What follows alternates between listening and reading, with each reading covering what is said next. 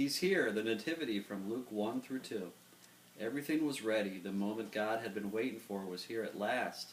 God was coming to help his people, just as he promised in the beginning. But how would he come?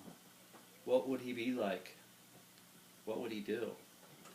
Mountains would have bowed down, seas would have roared, trees would have clapped their hands. But the earth held its breath. As silent as snow fallen, he came in. And when no one was looking in the darkness, he came. There was a young girl who was engaged to a man named Joseph. Joseph was the great, great, great, great, great grandson of King David. One morning, this girl was minding her own business when suddenly a great warrior of light appeared, right there in her bedroom. He was Gabriel, and he was an angel, a special messenger from heaven. When she saw the tall, shining man standing there, Mary was frightened. Look, let's pretend that's Mary because she's frightened. You don't need to be scared, Gabriel said. God is very happy with you. Mary looked around to see if perhaps he was talking to someone else. Mary, Gabriel said, and he laughed with such gladness that Mary's eyes filled with sudden tears. Mary, you're going to have a baby, a little boy. You will call him Jesus. He is God's own son. He's the one. He's the rescuer.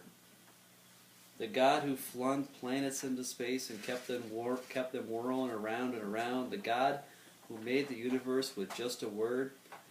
The one who could do anything at all was making himself small and coming down as a baby. Wait, God was sending a baby to rescue the world? But it's too wonderful, Mary said, and felt her heart beating hard. How can it be true? Is anything too wonderful for God? Gabriel asked. So Mary trusted God more than what her eyes could see, and she believed. I am God's servant, she said. Whatever God says, I will do. Sure enough, it was just as the angel had said. 9 months later, Mary was almost ready to have her baby. Now Mary and Joseph had to take a trip to Bethlehem, the town King David was from. But when they reached the little town, they found every room was full. Every bed was taken. Go away, the innkeepers told them. There isn't any place for you. Where would they stay? Soon Mary's baby would come. They couldn't find anywhere except an old tumble-down stable. So they stayed where the cows and the donkeys and the horses stayed.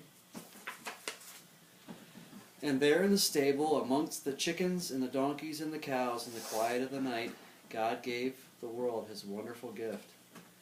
The baby that would change the world was born, his baby son. Mary and Joseph wrapped him up to keep him warm.